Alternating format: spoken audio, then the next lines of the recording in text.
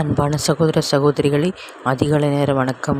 இன்றைய நாளுக்கான தேவனுடைய வார்த்தை எரேமியா 30ஆம் அதிகாரம் 10ஆம் வசனம். ஆகையால் என் தாசனாகிய யாக்கோபே, நீ பயப்படாதே, இஸ்ரவேலே கலங்காதே என்று கர்த்தர் சொல்கிறார்.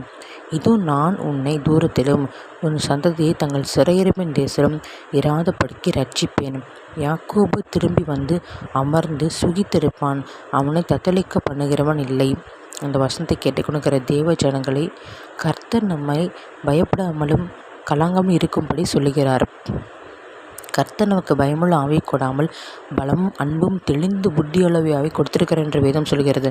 ஆகவே இந்த விசுவாச வார்த்தையை நம்ம சொல்லி ஜெபிக்கும்போது கர்த்தர் நம்ம இருத்திருக்கிற பயத்தை, கலக்கத்தை, தீலை, பிரச்சனை, போராட்டத்தை எடுத்து போட்டு நமக்கு உற்சாகத்தின் ஆவியை கொண்டு நிரப்புவார். உங்களுக்காக ஜெபிக்கிறேன். கர்த்தாவே, ஸ்தோத்திரம் கர்த்தாவே. ஆண்டவரே, எங்களுக்கும் எங்கள் சந்திக்கும் இருக்கிற எல்லா சிறைப்பும் நீங்கள் திருப்புகிற தேவனாக இருக்கிற தகப்பனே. ஏசப்பா, ரட்சிப்பு என்பது விடுதலை.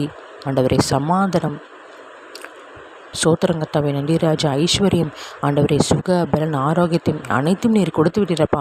அதை நாங்களும் எங்கள் சபையாரும் எங்கள் ஆண்டவரை சந்ததியும் சொந்தரிக்க எங்களுக்கு கிருபை தந்திருக்கமுக்கு நன்றி ராஜா. ஸ்தோத்திரம் கர்த்தாவே. ஹல்லேலூயா. நாங்கள் சுகமாக இருக்கும்படி, ஆரோக்கியமாக இருக்கும்படி, சமாதானமாக இருக்கும்படி நீர் ஆண்டவரை எங்களை ஏற்படுத்தி இருக்கிறப்பா. கோடி ஸ்தோத்திரம் கர்த்தாவே. நீர் எங்களுக்கு உண்டு பண்ணின ரட்சிப்பை, சமாதானத்தை, ஐஸ்வர்யத்தை, ஆண்டவரை ஆரோக்கியத்தை தகப்பனே, ஸ்தோத்திரம் கர்த்தாவே. ஏசப்பா, ஸ்தோத்திரம்ப்பா. எல்லாவற்றையும் சொந்தரிக்க எங்களுக்கு கிருபை தங்கராஜா.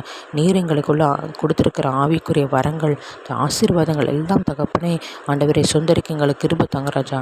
துதிக்கான மகிமை யாவையும் இயேசு கிறிஸ்துவுக்கே செலுத்துகிறேன். மீட்பர் ரட்சகமாக்கிற இயேசு கிறிஸ்து நாமத்தில் ஜெபிக்கிறேன் என் ஜீவன் நல்ல பிதாவே. ஆமேன்.